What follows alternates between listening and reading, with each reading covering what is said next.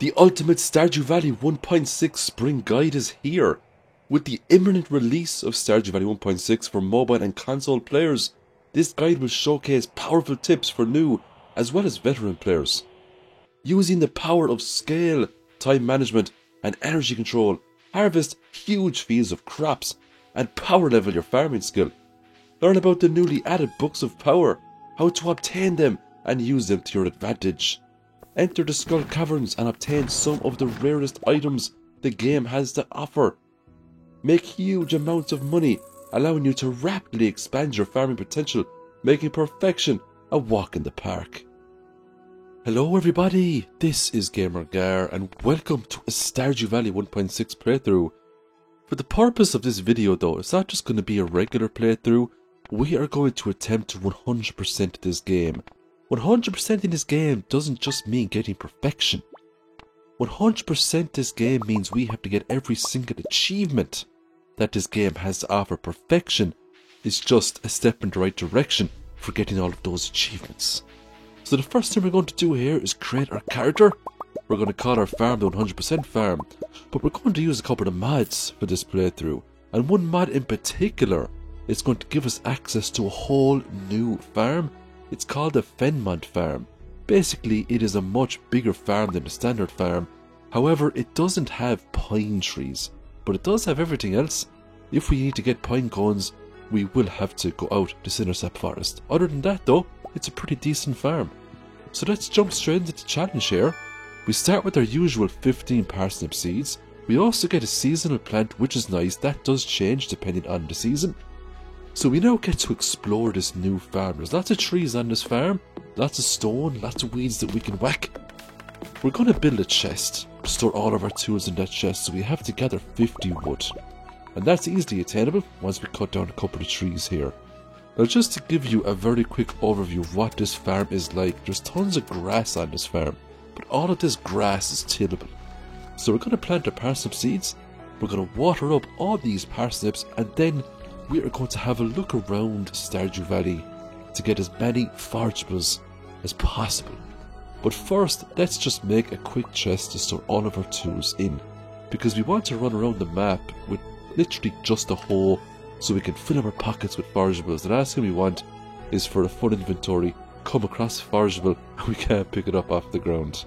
Despite the fact that I have thousands of hours on this game, I have never 100%ed it. I'm actually missing 2 trophies, and you can probably guess what trophies they are. And I'll give you a hint. It involves the Stardew Valley minigames. And I say it a lot, but I'm going to say it again. I have cleared and 100%ed all of the Dark Souls games, Elden Ring, Bloodborne, and I have yet to clear those minigames. They're just way too hard. So we're going to talk to some of the NPCs around Stardew Valley. I was lucky enough to get Elliot here on the beach. He can be very hard to get sometimes, because he stays locked up in his cabin all of the time, working on his book. We're also going to talk to Clint here as well, amongst others. So we want to beat all of the quests as soon as possible so we can get extra money, extra resources. One of the first quests you get is called Introduction. It just means you have to go around and talk to all of the NPCs. We're also going to run down here to the south of Cindersap Forest. We're going to grab all these spring onions. These are going to come in so handy for cutting down trees later on and doing other activities. We're also on the lookout too for forageables. So we got some horseradishes there, we've got some dandelions, and we even got some carrot seeds as well, which is amazing. Carrots are the new addition to 1.6. They are really good for energy. My advice, don't ever sell the carrots or the carrot seeds. Just put them in the ground, grow them, and eat them for good energy. Now I want to make the most out of day number 1, so I'm going to eat a lot of these onions, and then we are going to cut down some trees to get even more wood. It would be nice if we can get the bridge down by the beach fixed by Saturday, because that's when all of the forageables stop accumulating, and all of those forageables, if you sell them all at once, can net you quite a lot of money. So if we want a good successful spring, it's all about planning ahead from day number 1. So I do have a good bit of energy left on my character. It's only 11:40, so we might as well just motor on and cut down as many of these trees as possible. Not only do we get wood, we also get foraging XP, and XP is very important in this game. New mastery tiers have been added as well, so the sooner we get all our skills to level 10, the sooner we can get into those end game skills. And some of those end game skills are absolutely broken. Now, I do pass out because I got to 2 o'clock. It was a slight mistake on my behalf. I really should have went into the house there because I lost out on 50 gold. Now look, it's only a small amount of gold. It's not the end of the world. But I could have avoided it if I passed out inside the house instead. We also get mail here from Willie, and he wants us to meet him. He's going to give us a fishing rod. But before we can go meet Willie, we need to water up all of our crops. Now, we don't have a whole lot of crops at the moment. That will change dramatically in the next couple of days. The best way to make money in spring is farming. Buy crops, harvest them, sell them, buy more, rinse and repeat, and before you know it, you've got 100,000 gold and you can do whatever you want with that. That's how easy it is to make money in this game. Just rinse and repeat the farming process. Now, we're looking for more forageables before we get down to Willie. Time isn't really of the essence. We're not in a super panic to get fishing level 2 before Willie closes up. We can always get it the next day, but it would be nice to get at least fishing level 3 today, just so we have a little bit of an edge on the catfish when we get to the rainy day. So this is just a cutscene with Willie here. And for Willie, it's very important that the art of fishing stays alive, so he's going to give us a free bamboo pole. And we will use that to great effect. Now, when it comes to fishing in the early games, it's always worth trying to get as many perfect catches as possible. If we get a perfect catch, it just means we get double XP. If we get a perfect catch and also a fishing treasure chest, we get quadruple XP. If we get a fishing treasure chest but we don't get a perfect catch, we just get double. So it is very possible to get level 2, even level 3 fishing before Willie closes up, but a lot of it comes down to luck and a lot of it comes down to skill as well. If you got a few fishies with treasure chests and you manage to get the perfect catch with the chest, you're going to get an absolute ton of XP. It also depends on the fish as well, of course. Certain fish are worth certain amounts of XP. Normally, the harder the fish, the more XP you're going to get for it. Now, we spend most of our time fishing down on the beach today, and we're fishing primarily just to get the fishing skill up. Now, I do get a training rod because it makes it easier to get perfect catches. I'm not too worried about money at the moment. I just want to get skill ups. Now, what I normally do if I don't end up getting the fiberglass rod on day number 2, which is what happens today, I can switch back to the bamboo pole and I can just do some more fishing up in the lake area. See, if I switch back to the bamboo pole, what's going to happen is I'm going to start getting fish with star quality, and if I can get perfect catches on those, I'm going to get even more XP. So it all comes down to how comfortable I am in my ability to get perfect catches on fish. Now, I got a quest here to give Sebastian a gift. I gave him a seaweed, he didn't like it, but that's alright. We still get 100 gold there for making the effort. So that was the introductions quest completed as well. Sebastian was the last NPC we needed to greet, and he can be very difficult too because he spends most of his days locked up in his room. I got a Neptune's Glaive today. Now, I've actually gotten this weapon on day 2, day 3 and day 4 quite commonly. I've played so many 100 day challenges. It's my current belief that Neptune's Glaive is a lot more common in the first week of this game, but after that it becomes a lot more rare. Or maybe it's just because I do so much fishing up in the lake area and I'm getting lots of treasure chests. So we get level 3 fishing today. We get the crab pot. Crab pot is nice, especially if you don't like fishing. You can just spam those away. I got some money. I got some rubies as well too. Sometimes I keep them, saving for the desert trader. But you know what? It's early days. They are worth 250 gold a pop. I sold them for the extra money. The next day, we get some advertisements. That's just a reminder from Pierre to say that he has a backpack. It's only 2,000 gold. Definitely worth our while to get that, so we're not swapping and throwing away stuff all the time. But I wanted to keep that money I have right now. See, I have a plan to make tons of money in spring. And if you've seen my 100 day challenges, you can probably guess what I'm going to do. And you guessed right. We're going to abuse Kale. But first, we need to get some catfish today. Because when it comes to money, catfish are in a league of their own. So we're going to get the fiberglass rod. We're going to get some trout soup. That gives us a +1 to fishing. And a +1 at the start of the game is quite significant. It does make our fishing bar that little bigger, makes the catfish a little bit easier to get. Now, the difficulty of a catfish all comes down to RNG. You've got easy to catch catfish, mediocre catfish, and nigh impossible catfish. Sometimes when you're trying to take them, they can jump all over the place. They can go from the top of the fishing bar to the bottom, and by the time you get to the bottom, they spurt back up to the top again, and before you know it, you failed to catch. There's nothing you can do about that. But most of the time when you come across catfish, they can be fairly reasonable. So my advice is, even if you're not too great at fishing, just give it a go. You'll be surprised if you keep trying and trying. Eventually you will come across catfish and they won't be too bad to hook up. Now that's a gold star catfish right there. That's worth a lot of money. All the other fish pale in comparison to the amount of money you get for those catfish. Putting up the river jellies is also really nice. And we need jellies to make fish smokers, but each jelly also has an individual trait. Each one gives various effects. The river jelly increases your maximum stamina, just for the day though, but it also gives you a lot of energy when you eat it. Despite the fact that today was a bad luck day, I managed to get a diamond out of a treasure chest. I was really happy with that. That's 750 gold right there. Some people would keep that, they'd save it for a triple shot espresso. Some people would give it into Gunther, you know, because it is a mineral. I'm going to sell it though, because it's early days, and in all fairness, if we take a look at the bigger picture, diamonds will become fairly common. We're also going to give Robin a seaweed as well, because she wanted that as a quest. And we want to do all of those help wanted quests, so we can start getting those mystery boxes to spawn in. So I'm going to sell all of the fish I caught today, but I'm going to go back down to the beach. Because it was raining, I wanted to get the eel, because that only pops up in the evening time when it's raining in spring. I think you can get it in fall as well, but I prefer to get it in spring just to have it done with. If we want to 100% this game, we have to capture all the fish. It also counts towards perfection as well, so one less thing we have to do. I also got the bream as well. That's another fish we hadn't pulled up just yet, and that pops up at night time in spring. The recycling machine and the worm bin are really nice machines to have come early days. Later on you don't really need them. Level 5 fishing, for now we're going to take Fisher. Fish worth 25% more. We're all about money at the moment. Money equals progress for us. So let's take a look at how much we made today. 3,673 gold. The 750 gold from the diamond was a nice bonus indeed. We will end up getting a lot more money for these fish now with the perk that we just selected. As we can see, one gold star catfish goes for 300 gold.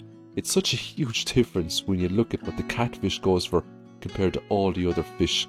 Even the largemouth bass doesn't compare to the value of the catfish. The next day we start by putting up some carrots. Carrots are so good. We're now going to water up the rest of our parsnips. We can pick those up on day number 5. Now we have 4,000 gold on us at the moment, so we're going to visit Pierre today, and we're going to purchase some crop. Before that, we're going to swing around Stardew Valley to see if we can find any more forageables, because I want to stock up on lots of forageables.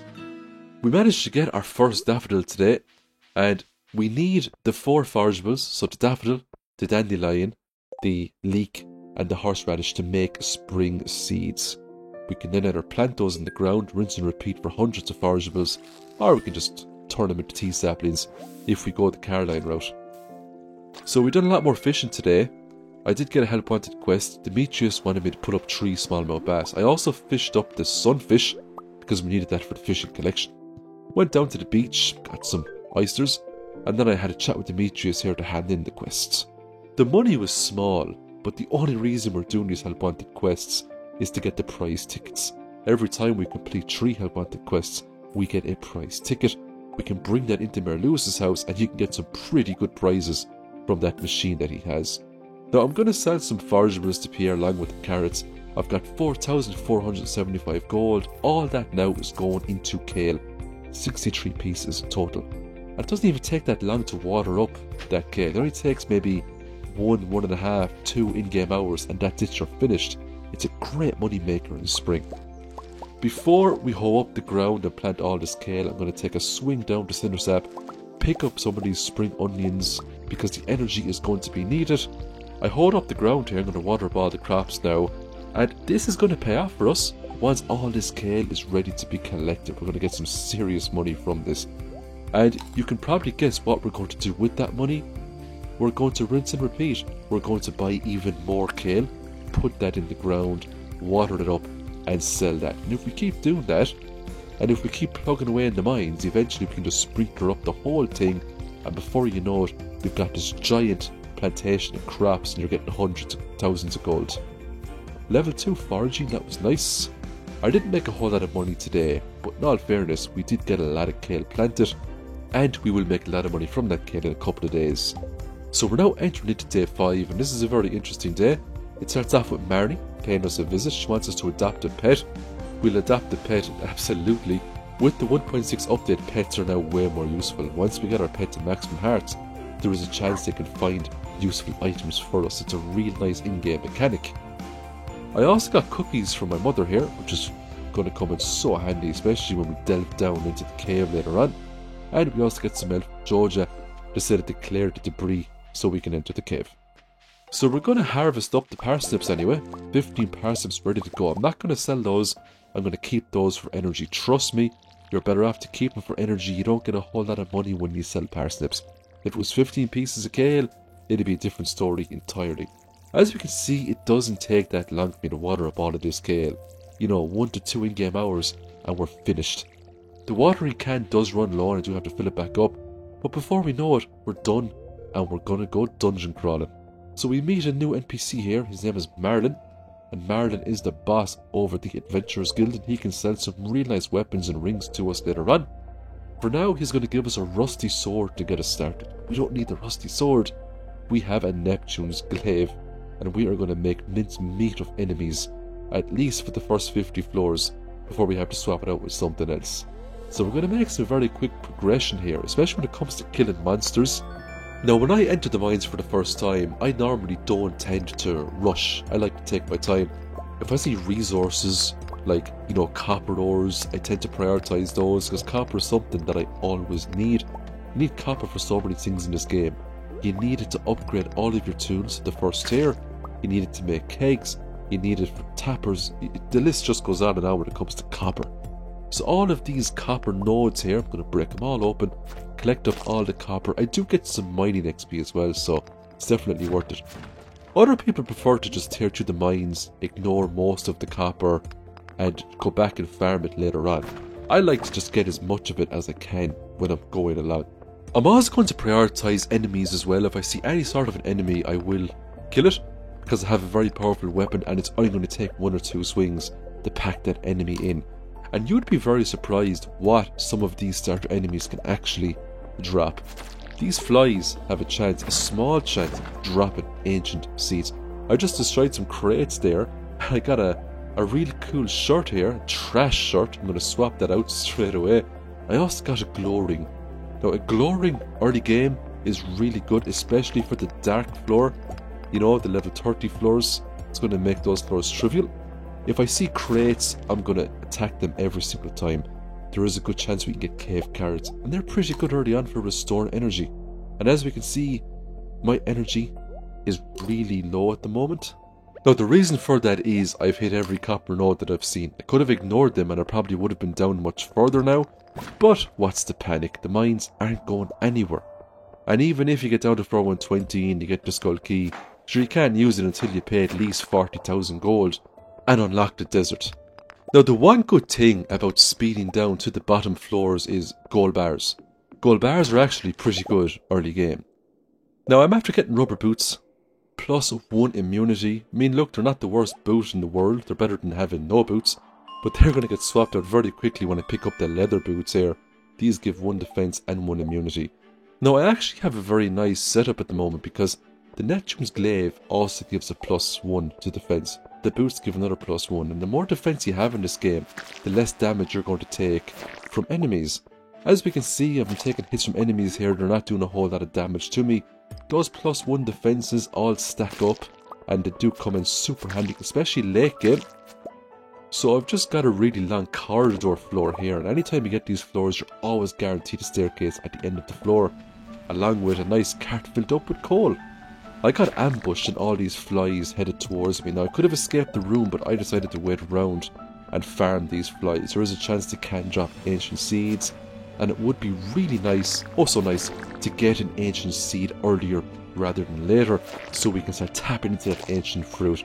Alas, it wasn't meant to be today, but you'll be very surprised if you come back to these floors and farm them over and over again, especially if you were looking to do early monster eradication goals, just how quickly you might end up with an ancient seed. It's also important to kill all those enemies too, because the flies drop 10 combat XP per kill, That's actually very nice indeed. And the more you level up your combat, the more HP you're going to get. And you're going to need a lot of HP for the end game of Stardew Valley. This is a very deep game, and we're going to get deep. We're going to get 100%. Duggies are a great source of items. There's always a very good chance they will drop cherry bombs when you kill them. And cherry bombs can save you a lot of energy, especially if you find clumps of ores that you just want to blow up all at once. So we're now on floor 18. We're probably going to make it down to floor 20, and then we'll call it a day. So we're just going to keep motoring on. When you get to floor 19, it's always a spiral floor, so you know it can be a make it or break it floor for a lot of players. The chest for level 20 is an upgraded weapon, but it still pales in comparison to our Neptune's Glaive, so we're just going to ignore it and motor on.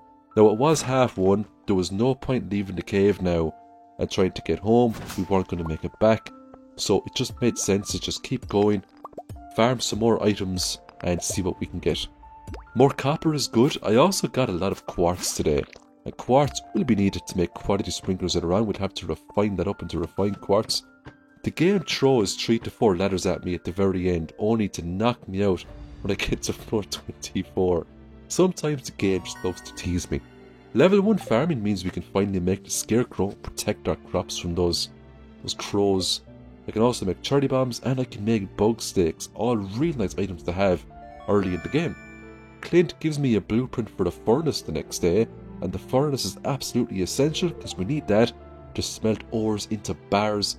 Bars are needed for all sorts of stuff. One of the main reasons you need bars is to get Clint to upgrade your tools with. It was now time to place our scarecrow on our lovely farm, and this is going to be the first of 2 scarecrows that we will place. Eventually we're going to end up with a huge amount of crops that we get to harvest. I mean, this farm is absolutely huge. It's going to be very interesting to see how much potential this farm actually has. Now, I couldn't get pine cones in the actual farm because for some reason pine trees don't grow there, so I had to go to Cindersap Forest to get pine cones. But not to worry, there's tons of pine trees around Cindersap that we can farm all of the time. The reason why I wanted pine cones is to make field snacks. Field snacks are absolutely amazing at giving energy, especially early game. All you need is just the maple seed, the acorn and the pine cone. I also went down to the beach here. I managed to get the dried starfish there, which is a nice artifact to have. I'm going to use 300 pieces of wood, fix up the bridge. This gives me access to the tide pool area, and this is a great area to go and get forageables. You can get lots of really cool forageables here, including coral, sea urchins. They all sell for really nice money, and the great thing about the beach is it will accumulate forageables for the whole week, and the accumulation will end on the Saturday. So if you haven't been to the beach all week, try to get there on the Saturday and get all of the forageables before they reset, because Sunday will reset it back to 0. I was trying to decide if I'd make 2 furnaces or 3 because they use a lot of copper ores. I decided to make 3 for now. I mean, you have the furnaces forever, so the more you put down in the early game, the better it's going to be for you. It just means the more bars you can smelt at once. The copper bars don't take too long, the iron don't take too long, but the gold take a few hours. The iridium, they take a long time. So the more furnaces you have, the better it's going to be. As you can see, it was worth fixing up the bridge. We got some nice gold there from picking up the forageables. I also sold the river jellies as well, and I sold some other bits and bobs too. We can get all those again later on. It's not like they're the rarest items around. It's Sunday, time for the Queen of Sauce. We learned the stir fry recipe. Now, if we want to 100% this game, we will have to learn all of the recipes and make all of the recipes. It's quite the task. It was also time to get the 3rd Help Wanted quest. Because this is Help Wanted quest number 3, this one will reward us with a prize ticket. And that quest just means we have to give Sam an Earth Crystal, which is simple enough. That means Gunther wasn't getting the Earth Crystal today. He's going to have to wait. From completing the archaeology quest though, for handing in the first collectible, we get 250 gold, which is nice. I now had 1,979 gold. I just sold a few things to Willie to get my gold up to 2,041. That was enough money to get the first backpack upgraded, and it was needed so badly. Now I won't have to worry too much when I'm pulling up tons of fish and getting treasure chests, or if I'm going down into the mines. It was Mayor Lewis's birthday, so he gets a daffodil from me. That's the best thing I could give him right now, but eventually we'll be able to give all of the NPCs, most of them anyway, their loved gifts, and that will give us a lot more friendship points with them. I also gave Sam the Earth Crystal, he gave me some money and a prize ticket. The rest of the day, we are just going to spend it fishing. I want to get the fishing skill up as quickly as possible, just so I don't have to worry about it later. Fishing is also a great money maker at the start of the game. It can also be a great end game money maker too. I managed to get a skill book here, Bait and Bobber. These are new additions to 1.6. That's going to give me a lot of fishing XP, so it's going to save me a lot of time when it comes to pulling up fish and getting my level up to 10. I was very close now to getting fishing level 6, and after a few more in-game hours, it finally happened. So it's not bad. We're now on fishing level 6 and we're only on day number 7, so we're doing really well with the fishing at the moment, and we got some really nice goodies as well. This is the first playthrough video now completed. Let me know if you enjoyed it, and please let me know if you want me to continue this and go until we have actual 100% completion. It's going to be a lot of videos, but if you enjoy stuff like this, I'll just keep pottering away at it. Anyways, I hope you all have a great week, and thanks again for watching. Hello everybody, this is GamerGar. Welcome back to the second part of our 100% Stardew Valley challenge. So we're now on the second week of this challenge. It's day number 8, and we're just going to sell some fish here that we got the day previously. Now if you're new to this video, if you're new to this series, just click on the link underneath the description. That'll bring you into the playlist where you can watch the first episode. This is episode number 2. So we've just planted a ton of kale here now, and we need to harvest all this kale up. Believe it or not, it doesn't take too long to water up all of the kale, and it's definitely worth the time investment because the money we're going to get back from that kale is going to be significant. We're then going to venture forth and explore Stardew Valley to try to pick up as many forageables as we can. We take a stroll into Pelican Town and we have another help wanted quest. Haley is looking for a herring, so we're going to go straight down to the beach and we will attempt to fish that up as quickly as possible. Now we do get lucky and we do get some bubbles, and that's going to increase our fishing bite rate dramatically. The first fish that we get today is an anchovy, but it didn't take too long to get the herring that we needed to give Haley. We also have a quest here that we completed via Sam. We gave him an earth crystal, that was 150 gold in the bag. The more help wanted quests we complete, the more prize tickets we are going to get, and that means the more lucrative items you can pick up in spring and summer. There's some really good items inside Mayor Lewis's ticket machine. So we're going to give Haley the herring there now. That is another quest in the bag, and as a reward we get 90 gold. Now look, the money is small for these quests. Most of the time it's not worth the time investment, but the prize tickets are always worth it. For the rest of the day we're just up by the lake area and we're just pulling loads of fish up out of the water. We get deluxe bait there, and that's a new 1.6 edition. The deluxe bait is similar to the regular bait, except it increases your fishing bar just by a little bit though. For the rest of the night we're just pulling up more fish, and as we can see we get lots of fish today. So what we're really striving for here is a fishing skill of level 7. I'm trying to get the fishing skill to level 10 as fast as I can. It's just one less skill to worry about, but also once we get all of our skills to 10 we can go the mastery route. It's also worth noting too that fishing level 10 means an absolute ton of money for us if we do specific setups. So we're going down to the mines today. Now as we can see it's 9:30. We did have to water up the crops of course. We're on floor 21 at the moment and we need to make some progress here now. If we see enemies though, we do try to prioritise them. Combat XP is important. We do want to max out our combat skill of course. These flies have a chance of dropping ancient seeds, so it will be nice if we can grab a few of those in spring as well, but that's up to the gods of RNG. We come across a room here with lots of barrels inside, so we're going to break open all these barrels and hope for the best. We're going to get some cave carrots, coal, geodes, all of these things are going to be useful to us. We also get another level up here now in mining, that's level 2 mining, so we're doing pretty well. If we get ambushed, we are going to take this as a blessing and not a curse. The more enemies that come at us, the more resources we're going to get. We have the Neptune's Glaive. We are in very safe hands at the moment.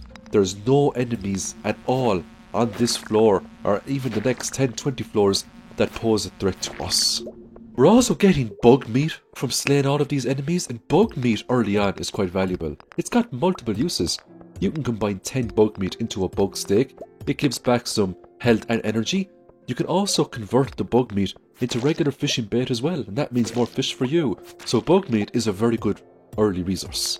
If we see copper ores, just like the first video, we will prioritise them. We'll prioritise as much of them as we can. and we try to get as much copper as possible. We do need copper ores to make furnaces. We also need to smelt an awful lot of copper ores into copper bars if we want to upgrade all of our tools to at least the copper tier. Even with the first backpack upgrade, I'm still struggling with inventory management. There's an awful lot of items that are dropping that I could really use, but I only have so many inventory slots. So I really need to think about what I'm going to keep, what can I throw away, and sometimes it can get quite frustrating because sometimes I can have an inventory filled up with useful items.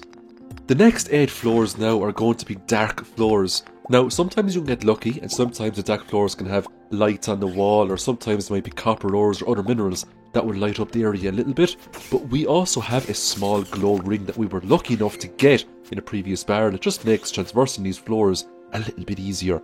We got very lucky today. We're after picking up our very first book of power. This is known as the Monster Compendium, and it has a small chance for monsters to drop double the loot when they are defeated, and this can be quite potent, especially if monsters drop rare loot.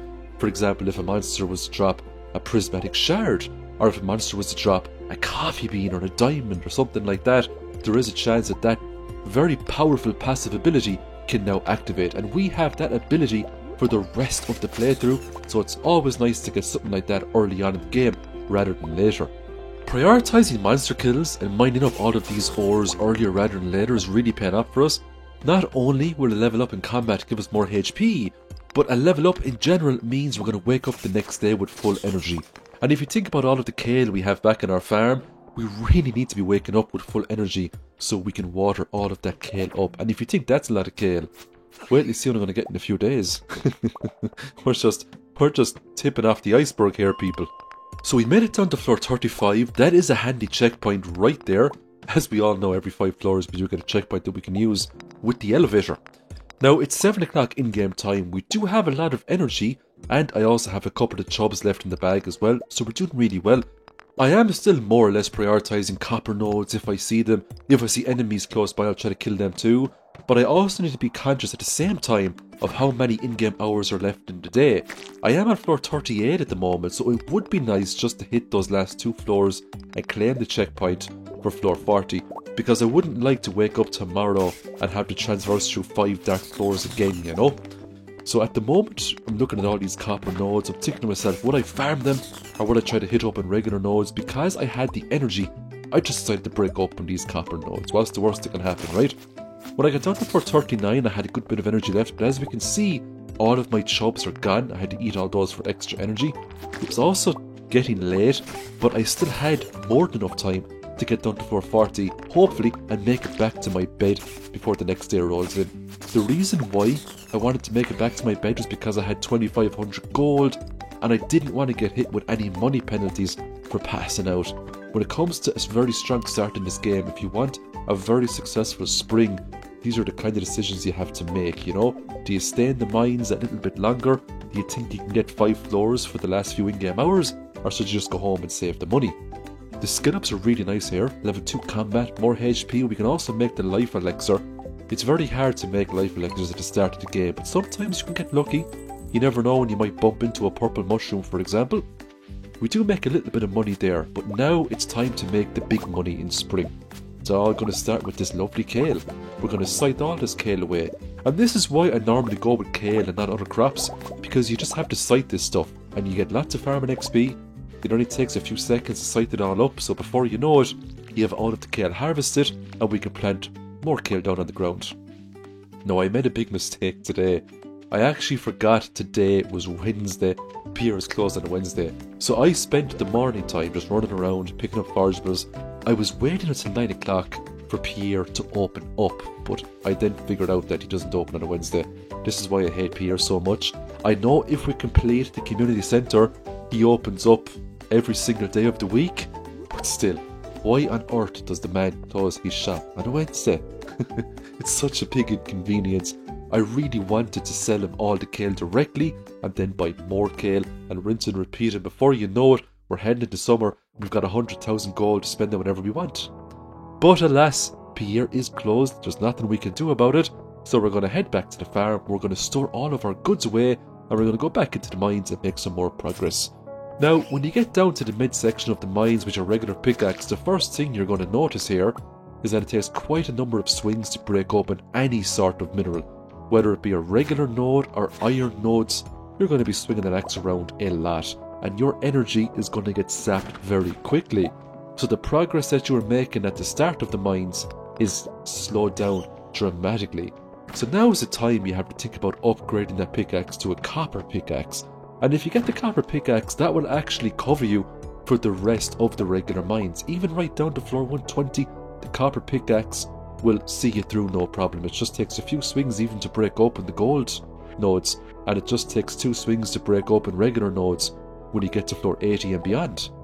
There was a big cluster of iron ores here. I had some copper ore, so I made a cherry bomb, blew them all up, got a level up, and lots of copper ores in the bag.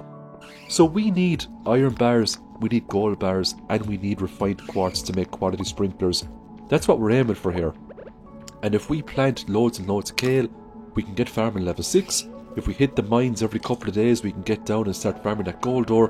Before we know it, we'll have a huge farm filled up to the top with thousands of crops and also tons of quality sprinklers.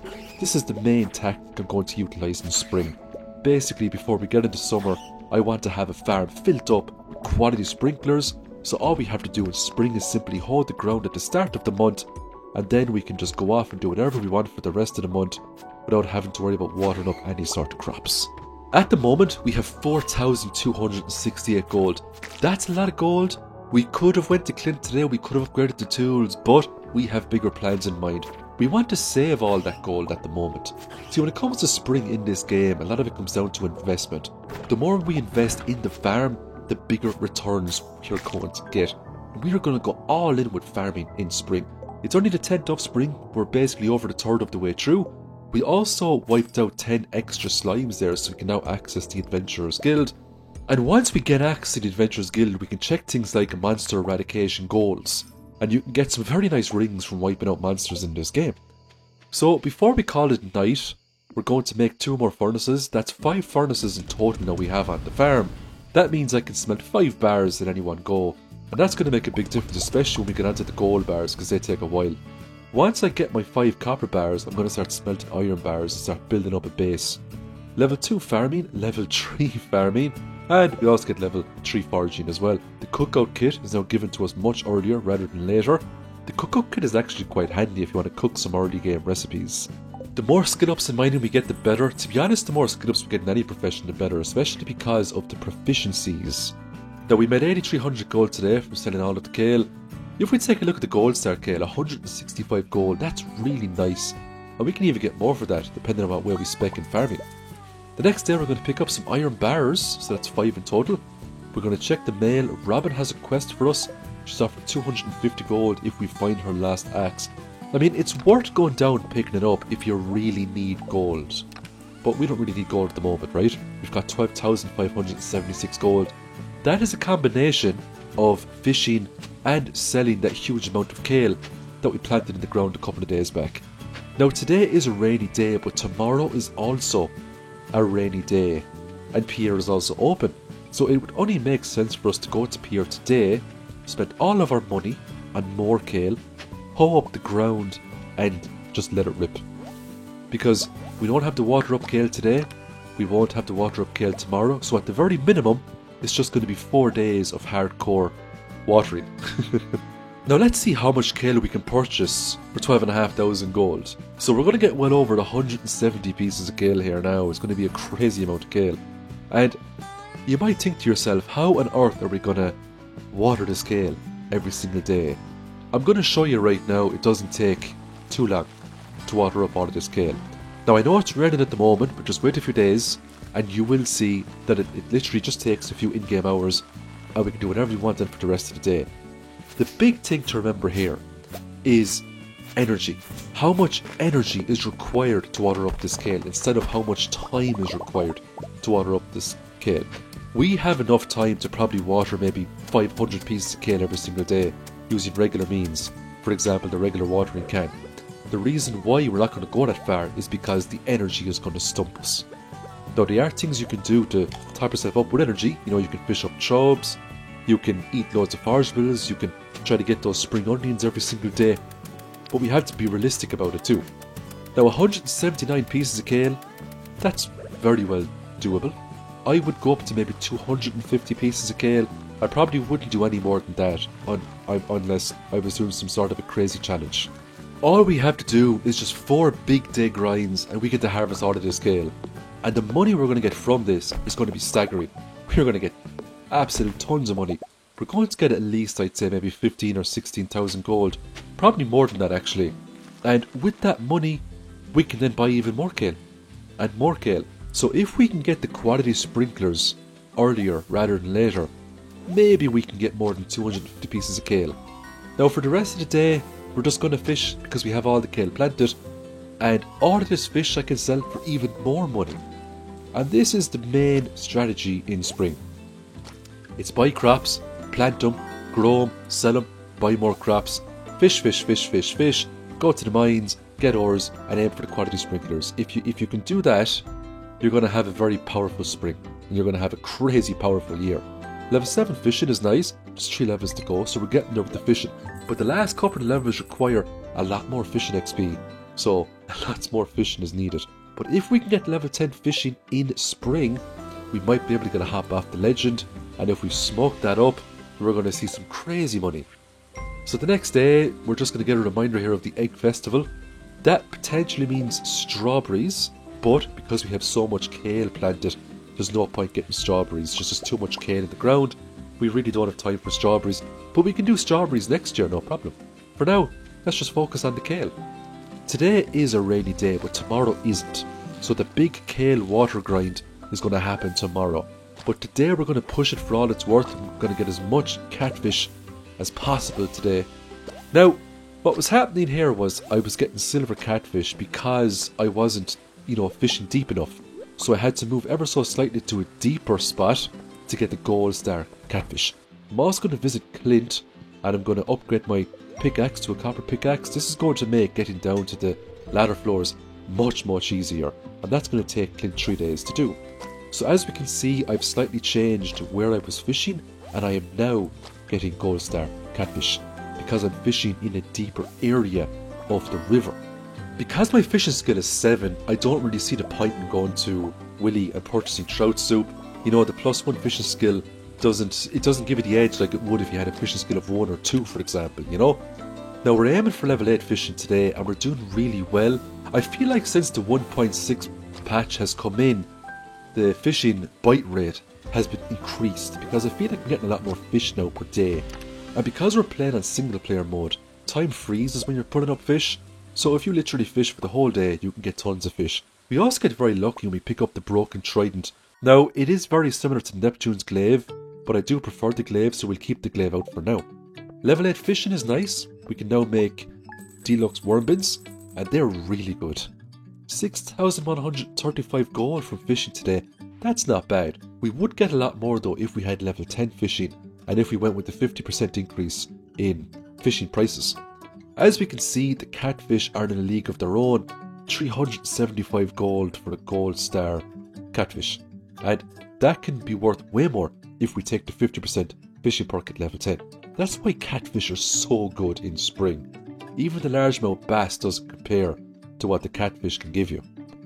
Now Demetrius is going to give us a visit because we've made, I think, over 20,000 gold. He's going to give us a choice, mushrooms or bats. We're going to go with mushrooms, of course, and there's a few reasons for this. The biggest reason is we've got all this kale, and we can harvest the mushrooms every 2 days. A lot of those mushrooms, especially if we get the purple mushrooms, can give a lot of energy. We are going to need a lot of energy to water up all this. Now I'm going to fast forward all this because nobody wants to sit here and watch me water up all of these crops for the next couple of minutes. So as we can see, it's now 9:30 in-game time. Let's see what the in-game time will be when I'm finished watering up all these crops. Now my energy did get quite low. I wasn't able to finish the crops, and I had to run into the Easter event as well, just so I can take part in the event and get my lovely straw hat.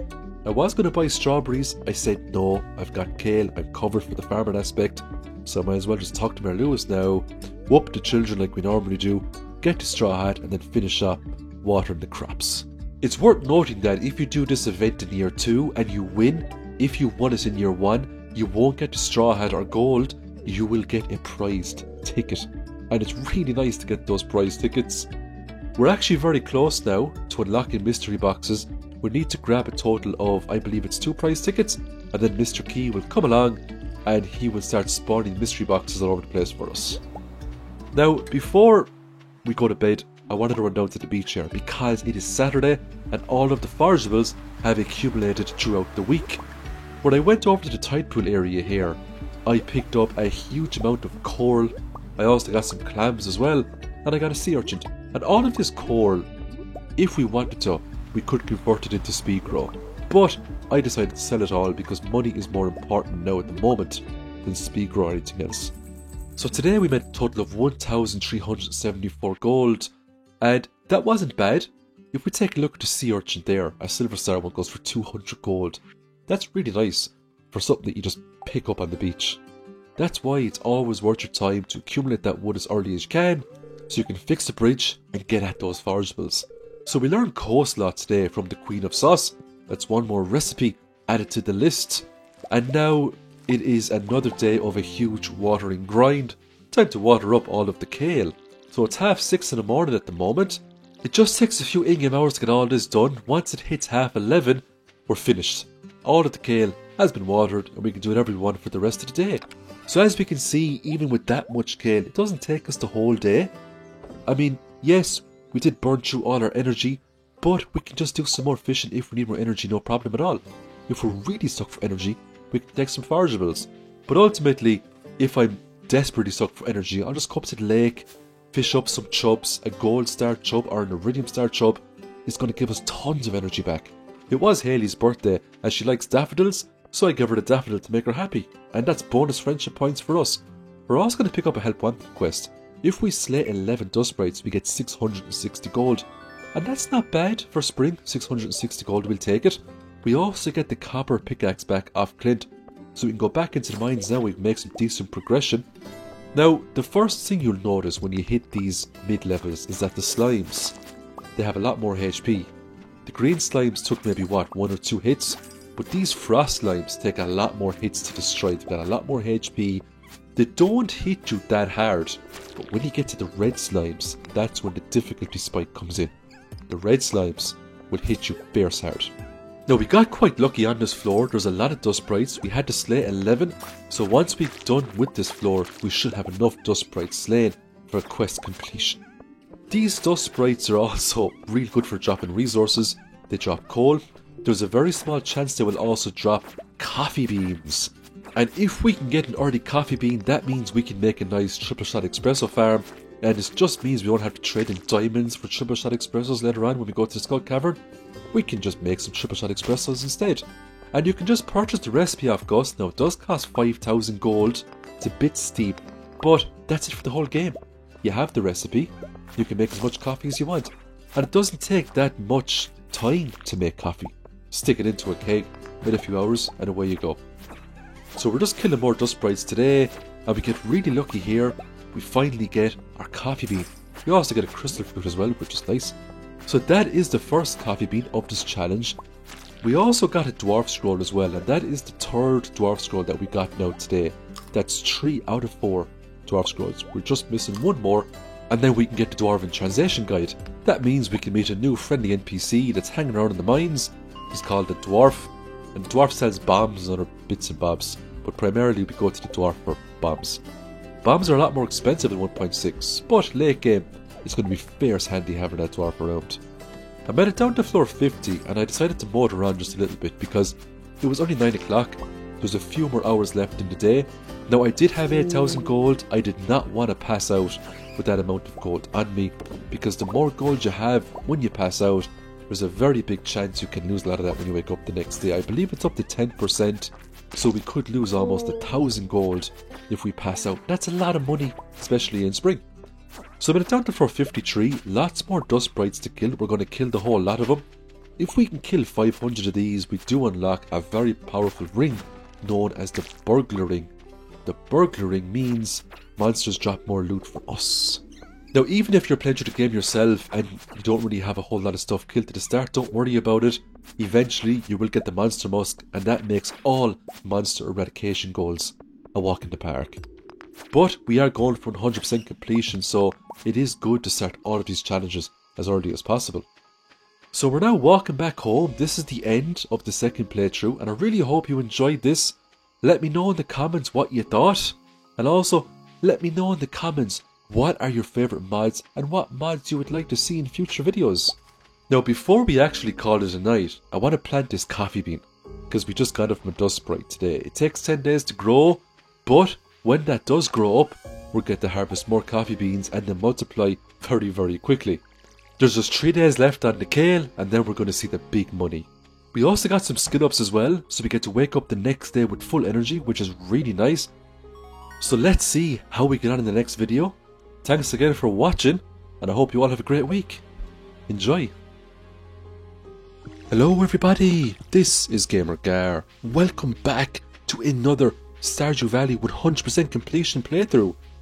We are now on the 3rd week of spring, and look at all of this kale we get to water up. What fun! Now it's going to be totally worth watering up all this kale. 2 days from now, we get to harvest this kale.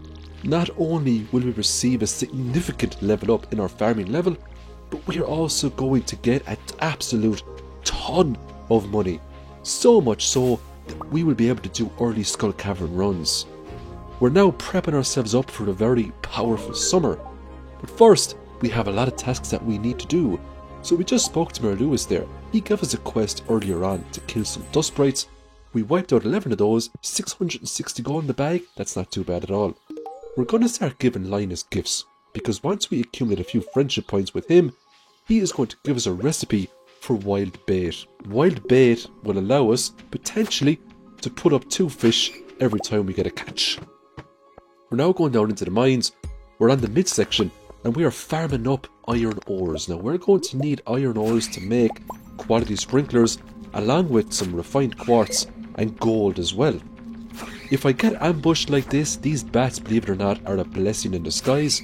Not only will they give us valuable combat XP, they will also give us bat wings, and we need bat wings, especially for summer, if you want to make lots of lightning rods for battery packs. We also picked up a helmet here, which is a dwarvish helmet. It's actually really cool, and I wasn't expecting it at all, so it was a nice surprise indeed. The bats can also drop bombs, and bombs this early in the game are an absolute game changer. Now we're making our way down to floor 60. We're going to pick up a new weapon here called the Crystal Dagger. The Crystal Dagger, believe it or not, is not a bad weapon if you're going for the crit build. But because we have the Neptune's Glaive, we're going to keep that glaive on us, and we'll just end up selling the dagger to Marlin later on when we get into the Adventurers Guild. As we're making our way down to the mines, we're still prioritising all of the iron ores that we see, because there is going to come a time very soon where we will need to bang out a huge amount of sprinklers, and you're going to see that in this video. You are going to see in this video how I make so much money in spring, step by step. It all starts out with the grind up, and that's what we're doing right now. We're grinding it out in the mines. When I come across crates like this, it's always worth smashing them open. All those cave carrots are going to come in super handy for us later. They're really good for energy. The great thing about playing on single player is that every time you eat something to give you energy or stamina or some sort of an effect, it will pause the game for a few seconds, so we can spam eat food if we need to replenish energy, and we're not going to lose a whole lot of time. Sometimes, on the rare occasion, you will find some copper nodes around the place, especially in the mid to late sections. If you see them, take my advice, just grab them. We need copper for so many things in this game. Now we do have almost 9,000 gold on us, so we absolutely want to get into that bed. We do not want to pass out, because someone could potentially bill us a lot of money. We do get level 4 mining plus 1 pickaxe proficiency, thank you very much. Proficiency just means we use less energy when using that tool. The more proficient we are, the less energy we use. Now today is a rainy day, praise be to the Lord. We don't have to water the kale today. It does take a considerable amount of time watering up that kale. Also, tomorrow the 17th, we get to harvest that kale. But you're not going to see the end of the kale, oh no. We're just getting started with kale, just so you know. You haven't seen a kale farm yet. We're also checking out our mushroom cave, and we also get a free dehydrator here, thanks to lovely Demetrius. We can put mushrooms into this, and we can dry them out. But we need 5 of the exact same type of mushroom. That means it has to be like 5 silver star, 5 gold star, or 5 regular. You can't combine qualities, unfortunately.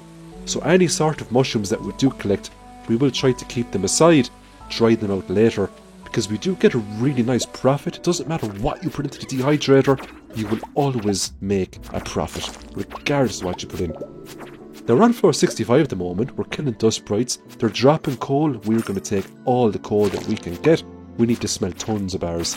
A level up in combat, that means we're going to wake up tomorrow with full energy, and that's very important for us because of the amount of farming we're going to be doing. Level 70, we do get the Master Slingshot. We're only probably going to use that once in this entire playthrough, and that will be to get a golden walnut way down the road when we get to Ginger Island. Now these skeletons have a chance of dropping a bone sword. It's kind of rare to get, but it is a magnificent weapon, especially if you don't have anything super decent when you get into the 70s. The big tactic for spring now at the moment is to farm, mine and fish. Just like the previous week, what we really want to achieve in spring is level 10 fishing. If we can get a go at the legend later on, it's going to be very nice indeed. We can smoke that up, then later we could make some serious money. Currently, we are basically killing every single skeleton we see. If we see iron nodes, of course, we're going to grab those. Combat XP is very important to us at the moment. If we decide to go into Skull Cavern in the next couple of days, we are going to need a fairly high combat level because of the HP gains you get per level up. The enemies in the Skull Cavern can hit fairly hard. We picked up a diamond there as well. Diamonds are always super nice to get. They give 150 mining XP. Also, we can sell the diamond for 750 gold, or keep it and trade it in later for a triple shot espresso. So we got down to floor 80 now today. We picked up the Firewalker boots. We're going to put those on straight away because it is an increase to our defense. The higher our defense, the less damage we're going to take from enemies. We're now on the later floors. We're getting gold ores, which we need badly. The more gold we get, the more quality sprinklers we get to bang out. Now we currently don't have level 6 farming, so we can't make quality sprinklers, but I can tell you right now, we're going to get that level 6 farming tomorrow when we get to harvest up all that lovely kale. Now today ends up being a magnificent day in the mines. Killing all these enemies and breaking open all these bars is going to greatly pay off for us. We just killed the lava crab there, it dropped a bomb. We will absolutely pick that up, but just trade something out for it. Those bombs are going to come in fierce handy. We're going to fight some metalheads here right now, and this metalhead has dropped one of my favourite helmets in the game, which is called the Squire's helmet. It is quite rare for a metalhead to drop that, so anytime I do get one, normally I put it on straight away. Now I was digging the Dwarvish helmet for now, so I decided to keep that on for the moment. I also managed to get a Holy Blade out of the barrel here. This is a super rare weapon. Not only does it have amazing stats, it also has an enchant called Crusader. This means it will do bonus damage to undead enemies. It will also make absolute mincemeat of mummies inside the Skull Cavern. So it was very lucky to get that from a barrel. The weapon is also quite large, so you've got a nice swinging arc on it as well. Level 4 combat plus 5 HP will take that straight away. We didn't make a whole lot of money today, I was just selling bits and bobs from the farm. We are going to make a huge amount of money very soon though. Just look at all that fabulous kale, begging to be harvested. Now, the first thing we need to do is look at the ores that we got. We don't have a whole lot of gold, we can't make any more gold bars, which is unfortunate. Now, I'm just going to fast forward it up here. I'm going to get a couple of level up here now with farming. We just got level 5 there, we got level 6 as well. Just short of getting level 7. Now, I have tons of kale here at the moment. I could sell it to Pierre, I could put it in the shipping bin. There's no point. We're going to wait. We're going to sell it after we pick up the level 5 perk, because that perk will increase all crops by 10% in value. And because we have so much kale, that 10% is going to make a pretty big difference. Now we picked up Help Wanted quest here. Evelyn wanted an Aquamarine. I was actually going to give the Aquamarine to Gunther, but because the quest was going for the prize ticket, I decided to prioritise it instead. Now I was going to keep the diamond as well, and either sell that or give it to the desert trader for a triple shot espresso, but you know what, I decided to just hand it in now so I don't have to hand one in later. I also have 3 out of 4 Dwarvish scrolls. I'm missing the red one, so I'm hoping I'll get that soon, and that will unlock the Dwarvish translation guide, so we can start getting friendship points up with the dwarf. And the dwarf has some pretty cool items you can buy as well, including a Book of Power that would reduce damage taken from bombs. That would be very nice to get, especially going into the Skull Cavern. We're going to get Clint to break open a huge amount of geodes today, and then we're just going to donate a lot more stuff to Gunther. I made 3 more furnaces, so I've got 9 furnaces now in total, and that's going to help me greatly when it comes to smelting huge amount of bars. Because today is the 17th of spring, if we go down to Cindersap Forest by the waterfall, we get a special event here. We get 200 gold plus a leprechaun hat, and I put it on straight away. I am an Irish YouTuber after all, so I am obliged to put something like this on. But since I was down here, I realised that I haven't got all of the fish in spring yet. I was missing one fish. It was a new fish that was added in 1.6, it's known as the goby. Now, I wasn't lucky enough to grab it today, so I will try my best to grab that before we get into summer. I did get lots of breams today and sunfish and other bits and bobs. Before I headed back up to bed, I took another stroll around Cindersap Forest, picked up some salmon berries, dandelions, wild spring onions. I also got Robin's last axe, so the next time we talk to Robin we can hand that in. It's 250 gold, it's not to snuff at, early game. But more importantly, all these salmon berries are going to come in very handy for us when we start our next batch of kale. That's right folks, we're not finished with the kale. For the rest of the evening, I just wanted to burn all my energy. I don't like going to bed with lots of energy, so I just started cutting down trees and assembling some wood. Wood will be needed for tons of projects down the road. We now get the Mr. Key cutscene here, where he's dropping tons of mystery boxes. These are the new 1.6 edition, of course, and we got this cutscene because we accumulated a total of 2 prize tickets from doing the Help Wanted quests. We can now come across mystery boxes when we're killing things, cutting down trees, or even fishing. You can get them through all various activities. Level 5 farming, we're taking tiller, crops were 10% more. We can now sell the kale for extra money. Level 6 farming, thank you very much. Quality sprinklers, this is where life gets much easier for us. We can use the quality sprinklers and automate the whole watering process. And when you get those quality sprinklers set up in spring, you're going to create a very easy year for yourself. The more quality sprinklers you put down, the more crops you can buy, and you don't have to worry about watering them. Now, I had a lot of unmilled rice here, just going to cite that up. I'm going to sell that as well. I could keep it, get Robin to make me a mill, turn it into rice. There isn't really any point. I can just buy rice off Pierre if I need it. I'm going to make some quality sprinklers now, 5 in total. What's holding me back right now are gold bars. I need more gold bars to make more quality sprinklers. So the new tactic now is going to be put down the sprinklers. We're going to get crops, water them up, back to the mines, try to get gold, rinse and repeat. Eventually, we're going to have our farm filled up with quality sprinklers. I've now 33,000 gold. I'm going to sell a few more bits and bobs as well, including the unmilled rice. I'm also going to sell the cave carrots and the mushrooms, but I'm going to keep the salmon berries, because I'm going to need those with the amount of water that I'm going to have to do in the next couple of days. Now, with that amount of money, I'm going to get the last backpack upgrade. Now is the time to grab that. I could have got more kale, but third inventory slot is fierce handy, especially if we're doing early skull carving runs, and that's what I plan to do. I'm also going to buy a bean starter, and I'm also going to get a few other things like a tulip as well as some jazz seeds. And the reason why I'm getting these now is so I can plant them later on, because there's an achievement to sell one of everything. You need it for perfection, and you might as well get the ball rolling on that as early as possible so you don't have to worry about it later. 344 pieces of kale right there. Now I know what you're thinking, how on earth am I going to plant that, water it, and I'm going to show you right now step by step. The first thing I do is get my pickaxe, and I'm going to try my best to make slots to plant future quality sprinklers. Now this actually takes quite some time because I really need to focus and plan this out. I do make a few mistakes, but it's not the end of the world. I have the whole day to get this organised. Even if I don't get all the kale planted today, it's only the 18th of spring, I have the rest of the season to get all of the kale sorted out.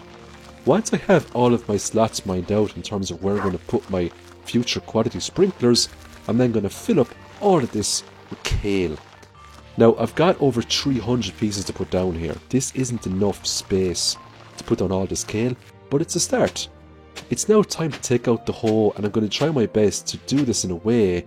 I just messed up here, but look, as we can see, we all make mistakes. Eventually I get it right. And what you're going to see now in a few minutes is a huge amount of farming land, mid-spring, ready to make us an absolute truck ton of money.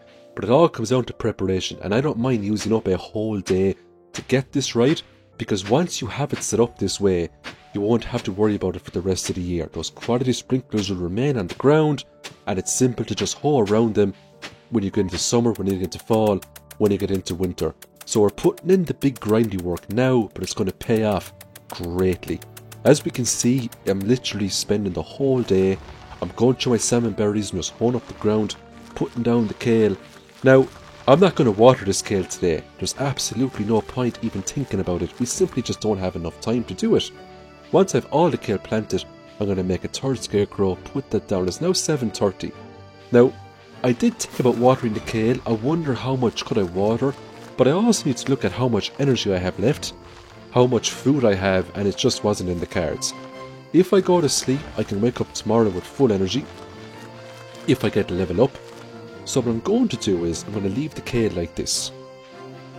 We're not going to water it. We're going to go to the mines instead. We're going to try to get some more gold ores. So we're still on day 18. Now I only have 61 gold on me. I'm very close to getting a level up in mining, so if I can grab that level up right now, I'm going to wake up tomorrow guaranteed with full energy, even if I pass out. And because I only have 61 gold, the penalty for passing out potentially is going to be extremely small. I'm only going to lose a few gold, so it only makes sense to go to the mines and just keep going until you pass out. Any sort of gold ores that we find here now is a bonus. We're going to get as much gold ores as possible. This lovely ruby mineral is going to get us our next level up, which is really nice. Also, the more level ups we get in mining and combat, the easier time we're going to have going down into the likes of the Skull Cavern. The Holy Blade is just so handy. It gives an amazing defense buff. It's got an amazing speed buff. It's got an enchant. This is another diamond. Now we're going to keep this one. That will be used for a triple shot espresso exchange when we do Skull Cavern runs. Coming across those totems back to the farm, those warp totems, is really nice. There's no point using that now because our gold is so small, plus we got the skill up as well. It would just be a waste if we popped it. I do get down to floor 90, we pick up the Obsidian Edge. This is a very nice weapon to start your Skull Cavern experience with, but it didn't have the +2 defense and it didn't have the Crusader, so I'm going to keep the Holy Blade instead of the Obsidian Edge. The Edge does have a lot more base damage, but the Crusader is well worth keeping that weapon out. There's a lot of stuff in the Skull Caverns, such as the mummies, the ghosts. That Crusader will absolutely decimate them. It's now 140, almost 150. We are going to pass out potentially on this floor. When we do, it's not the end of the world. What I'm not looking forward to is the huge amount of watering I have to do the next day. But I just have to remember, it's going to be worth it. The payout is going to be amazing. Level 5 mining, we're going to take miner plus 1 ore per vein. That's a no-brainer right at the moment because we need more gold ores. We need a lot more gold bars. I got my dried common mushroom. It gives 130 energy. That's fierce nice. That's going to come in super handy today. So I've got lots of salmon berries. I've got some cave carrots. I have a strange bun as well that I got from killing a shadow brute. And I have my dried common mushroom.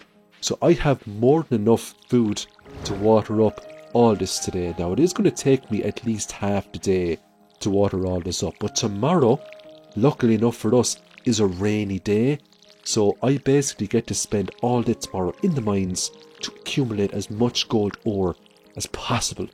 As we can see, it's now 10:30. I'm just about halfway through. The biggest problem here was that the watering can is a basic one, so it runs out of water quite often, so I had to run back to the water source, fill it up, and then run back down to the crops. I was considering upgrading the watering can, then I said there was no point, because in the next couple of days we're going to have this whole thing filled out with quality sprinklers anyway, so there's no point upgrading the watering can right now.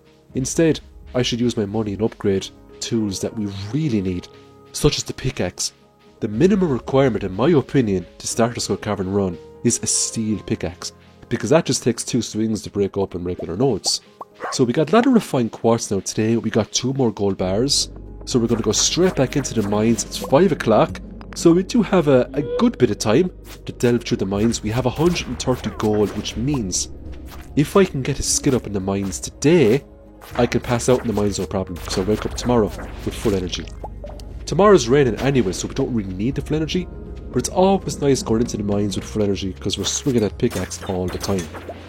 When I got to floor 93, This was actually a blessing in disguise. I am going to get a ton of combat XP for wiping out all these monsters. Now I do have to be very careful. There's a lot of monsters here and they hit hard. The red slimes can hit fairly hard and the shadow brutes can hit hard as well. There's also a chance we can get some decent drops off the monsters here. Every time we kill a bat, there is a chance it can drop a bomb, and the more bombs we can accumulate now before we go into the Skull Cavern, the better off we're going to be. So we just got level up in combat there. That's now level 5 combat, and we're going to get a real nice perk too when we go to bed. We're now going to go down into the next floor.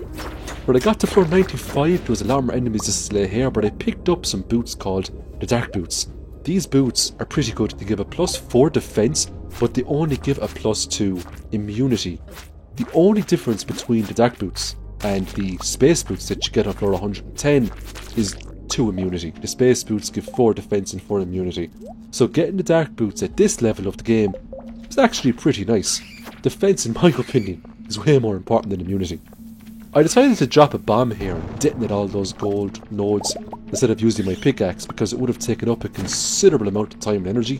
I also picked up the Tempered Broadsword. It's a very nice weapon. It's on the same level as the Holy Blade.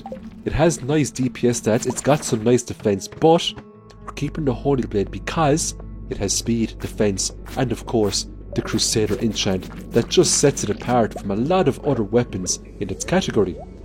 When I got down to 97, I ended up passing out because it was an ambush floor. But not to worry, we get level 5 combat. Of course, we're going to take Fighter. All damage is 10% more. The more damage we have, the better. We got lots of gold ores, so we're going to smelt all those ores into bars, collect our mushrooms, and go straight back down into the mines. I got very lucky here on floor 96. I got a mushroom floor, and this is one of the largest mushroom floors I've ever gotten. And believe you me, I've got a lot of mushroom floors over the years, but this one was amazing. It had lots of gold in it, it had some copper, it had tons of red mushrooms. Now you can't dry the red mushrooms, so we're going to have to sell those separately. But because there's so many red mushrooms here, we're going to make a ton of money from selling all these. There was also a couple of purple mushrooms lying around the place too, and the purple mushrooms are absolutely fantastic for energy and health. They are, in my opinion, a get out of jail free card, especially if there's monsters just jumping on your head and you need to get out of there. Purple mushroom is a great food to have to just boost up that health and energy. At 97 we got another ambush floor, but it was only level 40. I was determined to take it down to floor 100 today before the day finishes. When I got to 98, I came across a copper cluster. I'm going to kill all these enemies and we're going to grab all that copper. I can make a few cherry bombs with the copper. I could even make a few more furnaces if I wanted, provided I have enough to make them. That squid kid over in the corner, it's definitely worth killing. It just takes one swing. There is a chance it will drop squid ink, and we can sell that for some extra money as well. Super lucky in floor 99 on the spiral level. We got an early staircase bringing us right down to 100, where we get to grab our first star drop of challenge. So this restores our energy and it also increases our maximum energy as well, so we can do a little bit more each day. It reminds us of 100%, which of course is the main challenge. When I got to floor 101, it was another mushroom floor. 2 in one day. That was very lucky. Before I went down into floor 102, I'm going to grab all these mushrooms. It's 4 GNXP, it's money, why not? It just takes a few seconds. The next floor was a pretty decent floor. It had lots of copper nodes on it, it had lots of barrels, and it had a couple of enemies that we get to kill as well. Bear in mind, all of these shadow type enemies that we are killing, they're dropping void essences. Those void essences are worth a pretty penny, and if you accumulate enough you can sell them all and you can get some real nice money early game. I decided to make some cherry bombs with the copper ores I got earlier, and I'm going to get lots of gold ores from that, so it was nice to grab those. I finally made it down to floor 110 and we pick up the space boots here. They're just a little bit better than the dark boots that I have, so I'm going to swap those out straight away just to get some extra immunity protection. It's now 10 past 10. I decided to go back to my farm and not progress. I know I could have just stayed in the mines and passed out, but I really wanted to make more sprinklers before tomorrow came around. So I'm going to smelt more gold ores into gold bars, and now I still have lots of iron bars there. I've also got some refined quartz as well, as we can see, and I've got some gold bars just from taking them out of those furnaces. So I'm now going to make 11 more quality sprinklers, and this is going to make a huge difference when it comes to watering up my crops tomorrow. This is easily going to shave off multiple in-game hours when it comes to watering up my crops, because each of these sprinklers are covering approximately 9 crops each. So I have 11 of these, and that's a lot of crops. And you're going to see just a big rinse and repeat here over the next couple of days and weeks. It's literally going to be water the crops, go to the mines, make sprinklers, water the crops, go to the mines, make sprinklers. Because today was Saturday, we have all the forageables on the beach because they accumulate up until today. They will reset tomorrow, so I'm going to run down here, pick up all of the forageables. Now I do pass out on the beach, but look, it's nothing to worry about. Our money is very low. Level 4 foraging, see that +1 wild berry harvesting? That means we can now get more berries every time we shake a bush. We also get level 6 mining as well. That means we can make bombs, 2700 gold, primarily from selling red mushrooms that we got inside the mines, and there's some squid ink and other bits and bobs in there as well. So the next day, we're going to get all these gold bars, that's 9 in total. That means I can make at least 9 more quality sprinklers right now. I also had a lot of beach forageables on me, so we'll put those in the shipping bin as well. We're going to pet Chuck, water his bowl. It is important to keep up the friendship levels with our pet. Once our pet is maxed out with friendship, there is a chance each day Chuck will go and grab us something really cool. So now it only took me until more or less 1 o'clock in-game time to water up all these crops. That's a big difference from 4 o'clock that it took us there a few days ago. We're now going to go straight back to the mines and we're going to make even more quality sprinklers. We're going to get more gold bars and it's going to take less and less time as time progresses. So as we can see, our tactic is quite effective. It is working quite nicely. The biggest gain we're going to get from doing this is that these quality sprinklers will last us through the entire playthrough. We could upgrade them to iridium later on, but because our farm is so big, there isn't really much point. We still have Ginger Island to, put crops on as well. So what we're doing now is basically setting us up for the rest of the game. This big grind is going to pay off, and the sooner you get it done, the sooner you can enjoy the rest of your year. Picking up all those quartz has greatly paid off because you need so much refined quartz as well as bars to make those quality sprinklers. You'd be very surprised if you don't prioritize those, how quickly you can actually run out. Now, we don't actually end up finding a whole lot of fire quartz down here in the mines. Normally you would get a few bits and bobs of it when you get down into the 80s and beyond, but it just wasn't popping up for us. We do get 1 or 2 pieces, and the reason why fire quartz is so important is that it turns into 3 refined quartz instead of 1. And if you have 5 or 6 fire quartz and you line them all up to smelt them, you end up with tons of refined quartz. So we're just doing another day in the mines, another day, another diamond. We're going to keep that one as well, but we can trade that in for Triple Shot Express when we do Skull Cavern runs. We're now aiming to get down to floor 120 to grab that skull key. It would be nice to get down there today, of course. When I got down to floor 113, there was a lot of enemies here, but there was also a lot of gold ores. There was 5 nodes there stuck together, and it was just begging for me to detonate it with a bomb. And we will oblige, of course, being the nice, kind and cozy farmer that we are. I decided to use a cherry bomb and not waste a regular bomb because the cherry bomb was well within range. The next tactic that we're going to try to do is set up Starfruit for the start of summer. Because if we start converting that to wine in summer year 1, that's when the big money starts coming in. And that's when you can afford most things the game has to offer, bar, a few bits and pieces like the obelisks or the big gold clock. So that is another week done. And that's the end of the video. I really hope you enjoyed this one. If you like these playthroughs, subscribe to the channel. I'm going to keep doing these until I get 100%. And that includes perfection as well, of course. Thanks again for watching. I'll see you in the next one. Hello everybody, this is GamerGar. Welcome back to another Stardew Valley 100% completion Let's Play. We are now on the last week of spring, and this is going to be a week to remember. There's lots of real good stuff in store for us for the next couple of days. We're now in the process of finalising our sprinklers. So we want to finish out the automated water process, and the best way to do this is to stack up on gold, iron and refined quartz, bang out maybe 6 to 9 sprinklers, and we don't have to worry about watering crops for the foreseeable future. We do have tons of kale on the farm here, ready to go in the next 3 days, Now, if you're new to this series, there's a link in the description that will bring you back to the first episode, and there's also a playlist as well. We now have enough resources to make 6 more quality sprinklers, but that isn't enough to fully kit out our farm to automate the watering process. We will have to make a few more. We do have lots of gold bars left over, but we need now our iron bars. So we will have to go back to the mines, farm up some iron ores just to finish out the sprinkler process. Before we go to the mines, we're just going to collect some mushrooms here. These will come in fierce handy later on. We can also dry those out. We're also going to give Robin our last axe that we found down in Cindersap Forest. It's 250 gold, we'll take it. We're now going to take a nice stroll into Marlin here, and we're going to sell him an absolute ton of weapons that we've picked up over the past couple of weeks that we're never going to use again, along with some boots as well that we found in the mines. That brings us up to 6,671 gold. Now we're down in the mines and we're going to wipe out all these dust sprites. They're dropping refined quartz, they're dropping coal, they will drop the occasional coffee bean as well. That's going to come in very handy later on when we're making triple shot espressos for our Skull Cavern runs. There will be a huge Skull Cavern run in this video, so stay tuned and keep watching for that.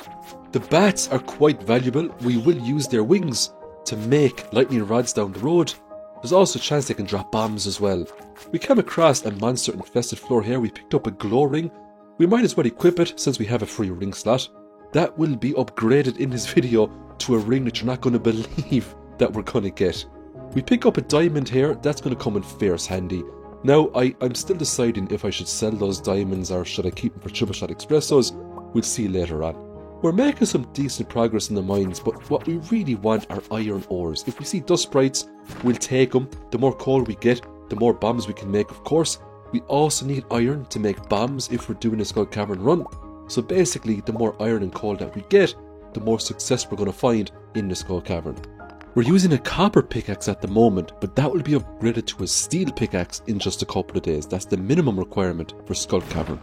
We're going to break open some barrels here just to get some goodies. Those carrot seeds, we're not going to use them because we're almost in summer.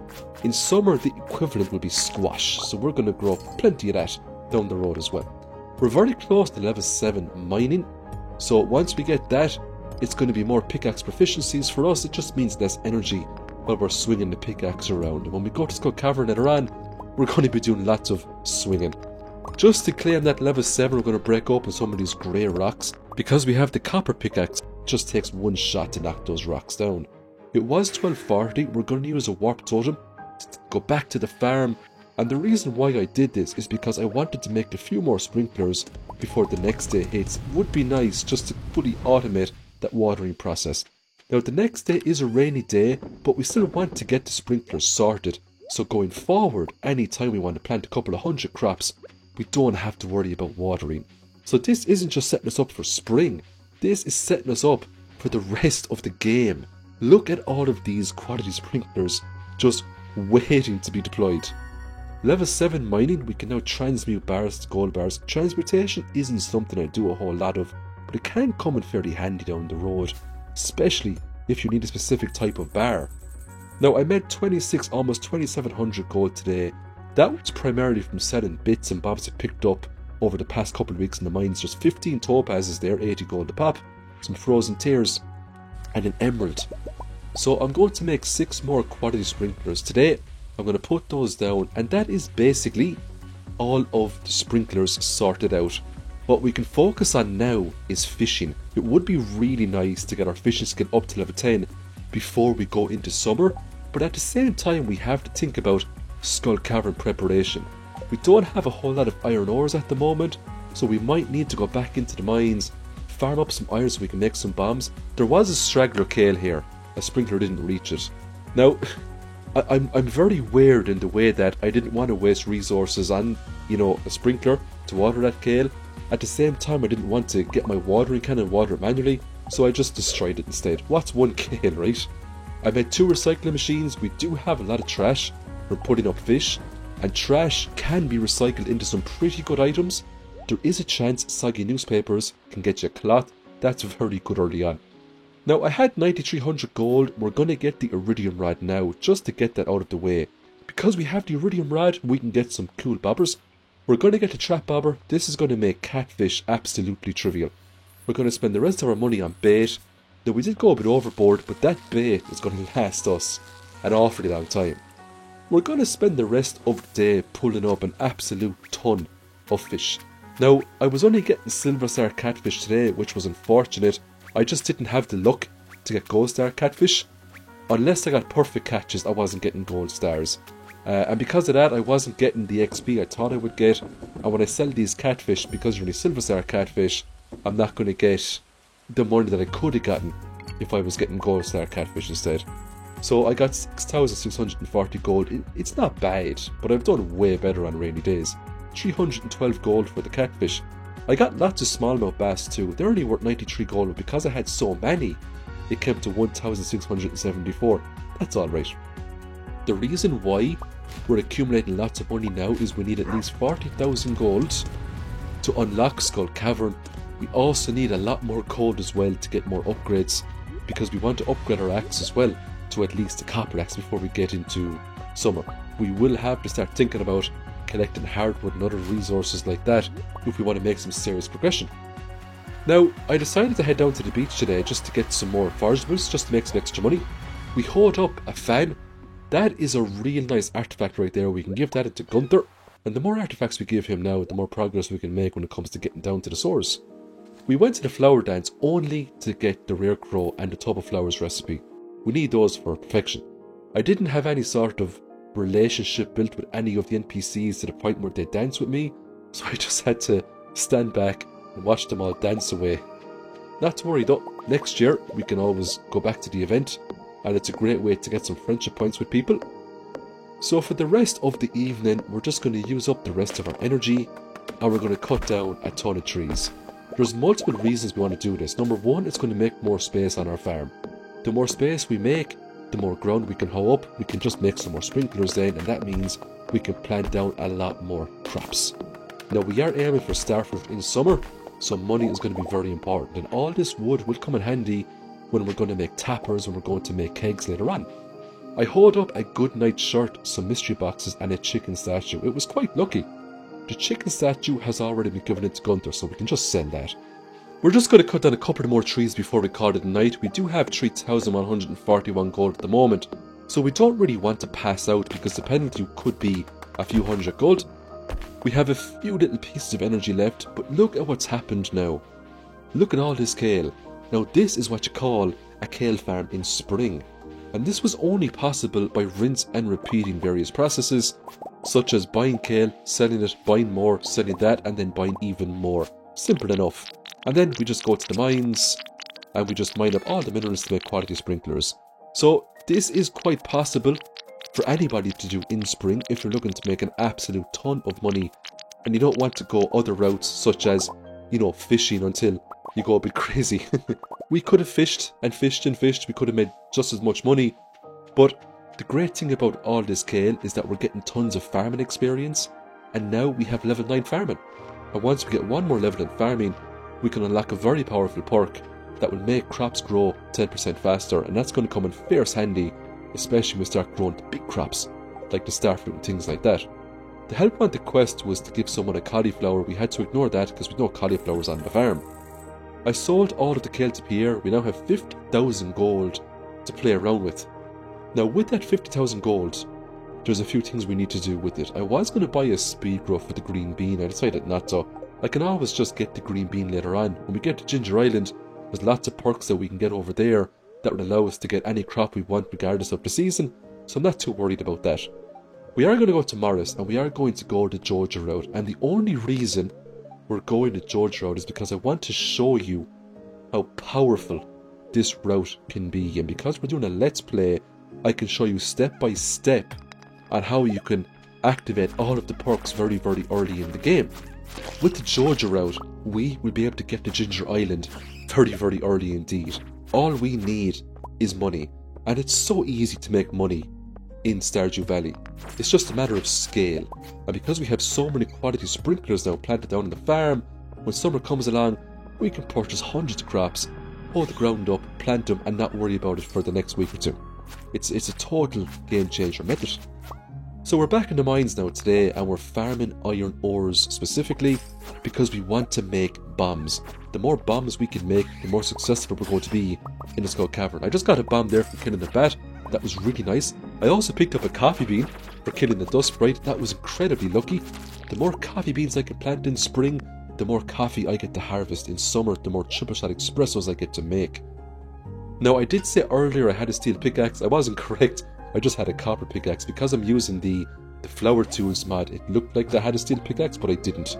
We're now going to get the steel pickaxe off Clint. We just have to wait a couple of days. And that's the minimum requirement when it comes to doing Skull Cavern, in my opinion, because it's just 2 swings to break open a node. For the rest of the day, we're going to start pulling up an unmerciful amount of fish. I will attempt to get level 10 fishing before we get into summer. We're level 8 at the moment. We're very close to level 9. Level 7 farming, plus 1 watering can proficiency. Level 8 farming, we can make the keg. Level 9 farming, we can make the iridium sprinkler. All we need for that is just iridium bars and battery packs. They're not too bad to get. Level 9 fishing as well. We just need 1 more level in fishing, and if we get a rainy day, that's a big if, we can have a go at the legend. Now, I made almost 12,000 gold today. I didn't make a whole lot from fishing. The 4,000 gold from mining came from the fact that I sold 4 diamonds. I was going to keep them. I was going to buy triple shot espressos, but I really need money because summer is approaching. I also sold all of my void essences and solar essences. I mean, they sell for fair's handy money, and you can get lots of those from killing enemies. And I also sold my dried purple mushroom as well for 1900 gold. That's just a combination of 5 regular purple mushrooms. So that's real nice money to have. And we also get a pink cake off of our parents. That's going to come in very handy for our future Skull Cavern run as well. Now, I really wanted to try for level 10 fishing today. I did get bubbles up here by the lake, so we will abuse these bubbles to the best of our ability, try to pull up as much fish as possible. Now, when it comes to fishing experience, a lot of factors we have to take into consideration. Of course, getting a perfect catch will double the experience of a fish, but the fish quality also comes into play as well. So if we're getting perfects and we're only getting silver or gold star fish, we're losing out on XP, and what's affecting the quality is our luck.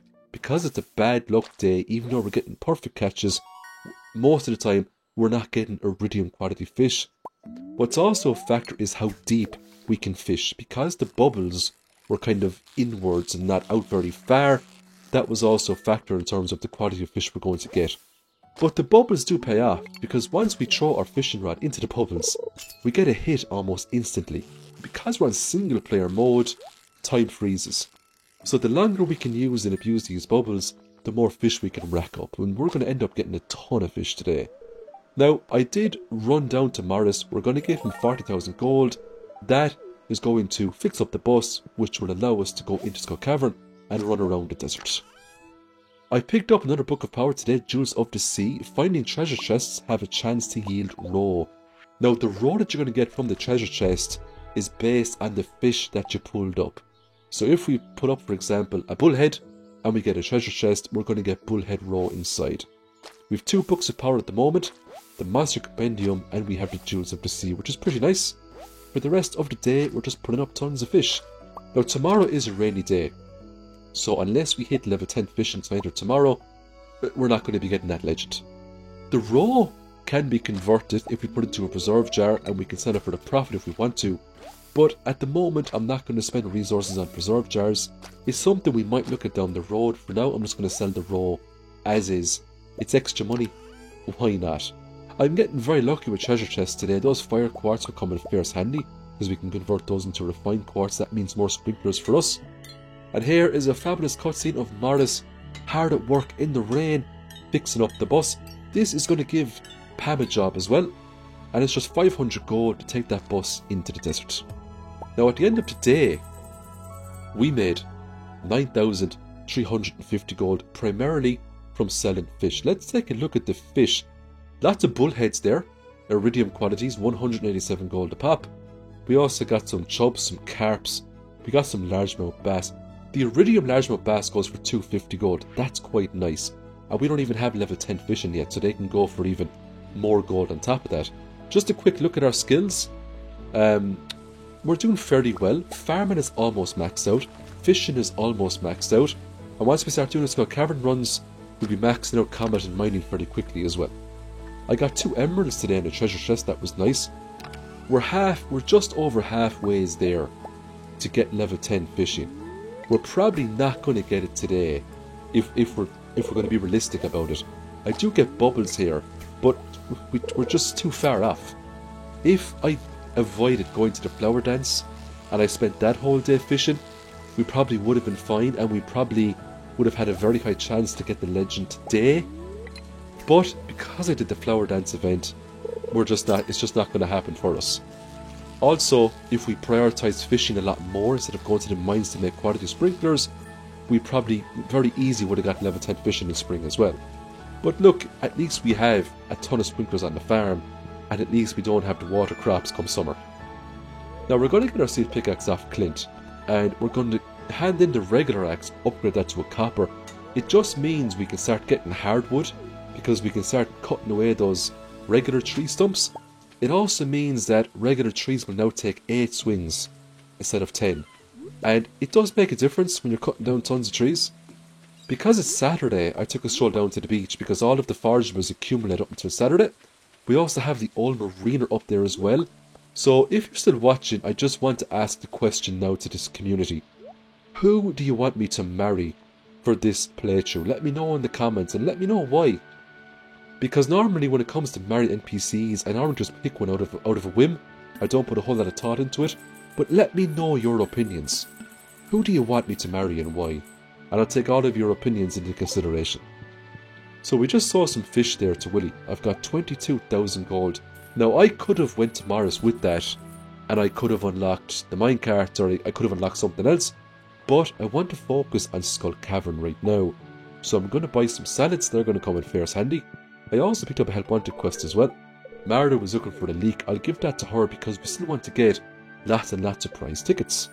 Even though we just got a small amount of money, it's all about the prize tickets. You can get some real good stuff from doing those help wanted quests. We're going to go back to the mines, and we are basically going to farm as much copper ore as possible.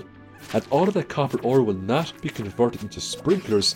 Instead, it will be converted into bombs. If we can go to the Skull Cavern with anywhere between 15 and 30 bombs for day 1, that's going to be a pretty decent run.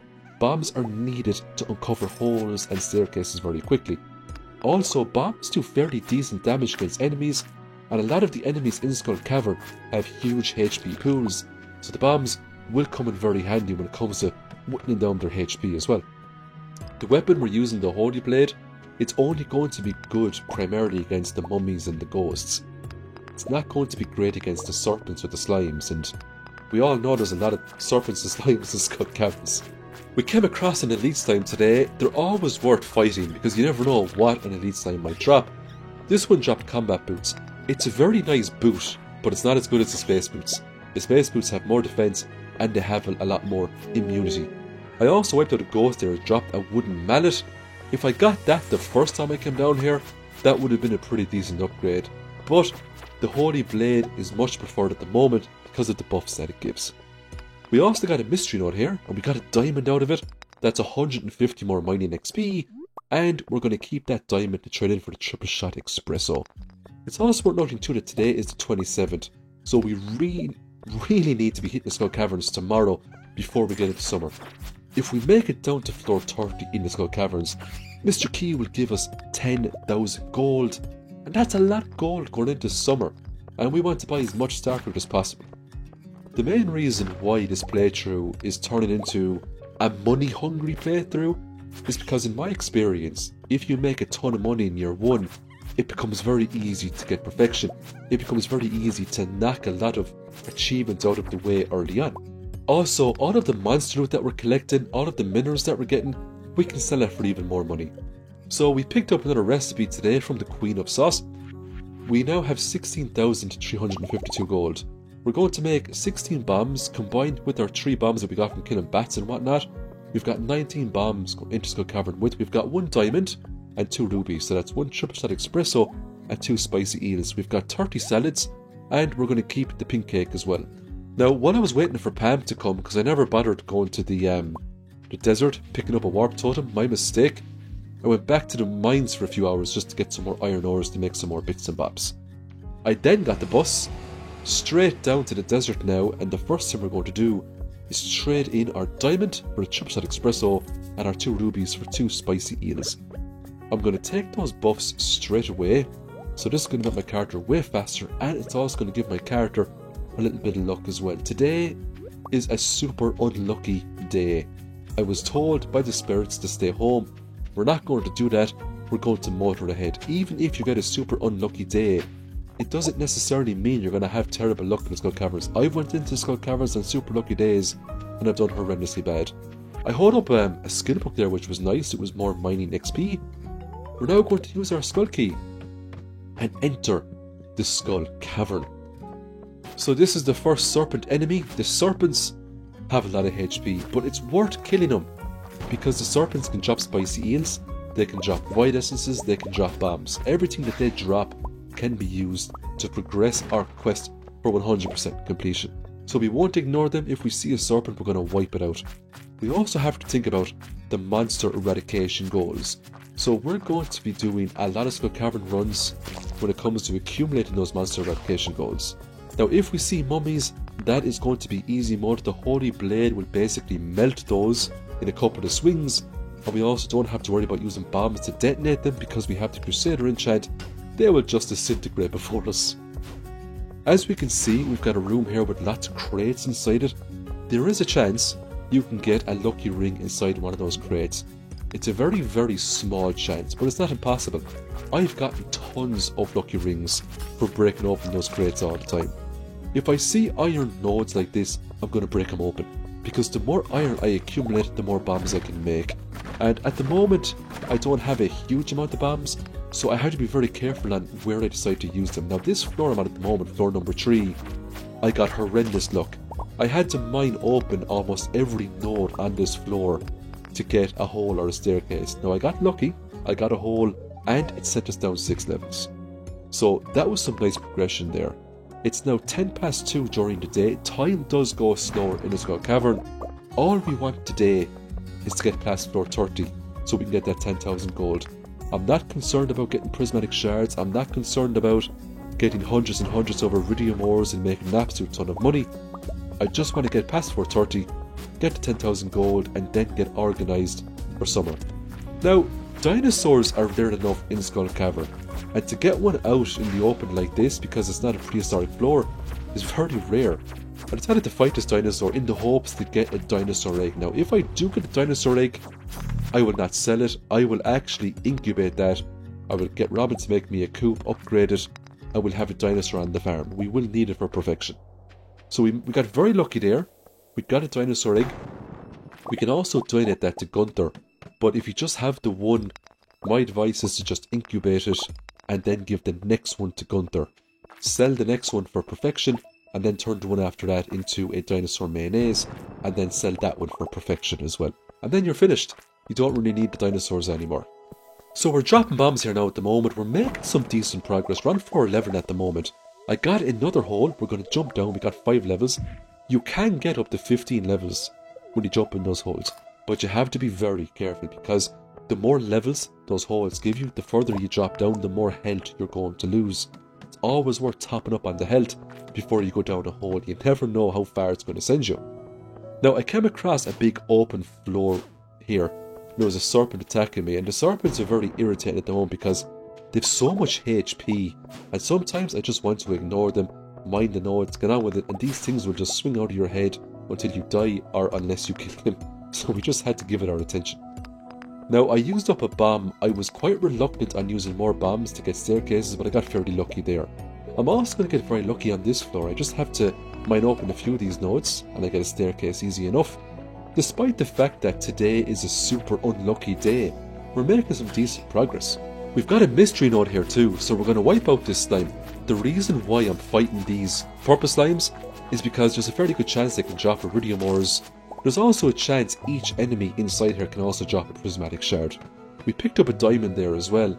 Now, because we're going to summer, I might just sell all of those to get money, because we want to go to Sandy tomorrow and purchase as much starfruit as possible. When I got down to floor 23, this is actually a new floor that was added with 1.6. So all you lovely console and mobile players, when the 1.6 comes out, what you're going to notice is lots of new floor types added to the mines and added to Skull Caverns. And when you come across these floors the very first time, they might throw you off a little bit because you won't be familiar with them, but not to worry, you'll get used to them in no time at all. So now on floor 24, that ladder takes us down to floor 25. We've got another dinosaur inside that room, but it's now half 5. And primarily I just wanted to get down to floor 30 to guarantee that 10,000 gold. With the rate I'm going at the moment, I more than likely will get down to floor 30. I just picked up a bomb there as well from that serpent. Great things about the bombs, they're doing about 44 damage when they hit those serpents, and that's very substantial. It just makes killing them a lot easier when they get close and I have to whack them with the Holy Blade. For some reason I didn't come across a whole lot of mummies today. It was just primarily serpents and slimes, and even the crabs were fairly well hidden.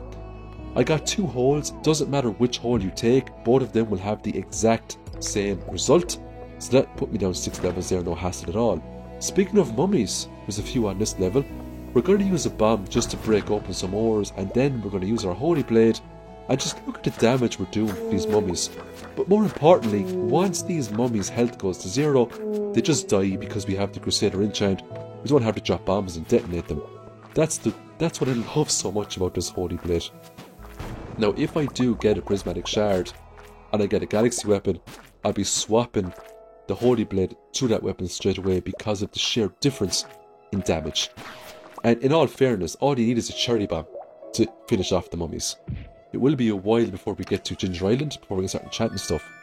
Now this is what I'm talking about, a treasure room with a purple slime egg. This baby is worth 5,000 gold. We will absolutely sell that. That is a huge find, especially our first time going to Skull Cavern in spring. 5,000 gold is a lot of money to get from one item in spring on year 1. So I was very happy with that. Now if you think that's lucky, I'm telling you right now, our luck's going to get way better. You've just seen the tip of the iceberg. We also picked up a battery pack, and that's very important. That battery pack will allow us to make a crystallarium, or we could even make an iridium sprinkler. There's a lot we can do with that battery pack. We won't sell it. Let's have a think about what we'll do with it when we get into summer. Let me know in the comments maybe. Would you like to see an iridium sprinkler on the farm, or would you like to see a crystallarium? If we take a crystallarium, it just means we can put a jade inside it and we can start generating staircases sooner rather than later. But I'm going to leave it up to the comments. All of these regular bats were still a blessing in disguise. I just got 4 bat wings there after killing that one bat. The reason why I got 4 and not 2 is because of the Monster Compendium Book of Power. Now we are on floor 40 at the moment. That means we've done what we came here to do, and that was to get past floor 30. So we can now just take our time, enjoy the Skull Caverns and collect as much resources as possible. I did run out of bombs, but because I was mining up the iron ores when I saw it, I was able to make 16 more and we're able to motor on. What we're seeing here now is our first few deposits of iridium ores. There's always a fairly good chance you can get prismatic shards from those ores, so here's hoping. Let's get a prismatic shard before we get into summer. If we will get one, great. If not, sure, look, they're not that rare in the Skull Cavern. Once we start coming down here with tons of bombs and staircases, you're going to end up with tons of prismatic shards. And because we're getting our feet wet in Skull Cavern today, it just means going back here in the future will become easier and easier. Now what I did see was a diamond node, and that is 150 mining XP I will not ignore. But first of all, we're going to wipe out all of these enemies. Combat XP is still very important to us. We're going to grab that diamond, we're going to plant a few bombs, and we are going to motor on to see what else we can pick up today before time runs out. Now at the moment it's 9:20. I did fast forward here a little bit. We're now on floor 46 because the previous floors didn't really have a whole lot going on. It was just me breaking open nodes, getting staircases, didn't get anything super interesting. We've got an iridium crab here, we're going to kill that. There's a good chance that can drop a crab cake. The crab cakes are pretty good. Now let's see what I get inside of those crates once I decide to destroy them. So first we're going to make a couple of more bombs, because I'm using bombs a lot more regularly. Let's break open these crates and look what pops out. Yes, It is a lucky ring. How many lucky rings have I gotten from destroying crates?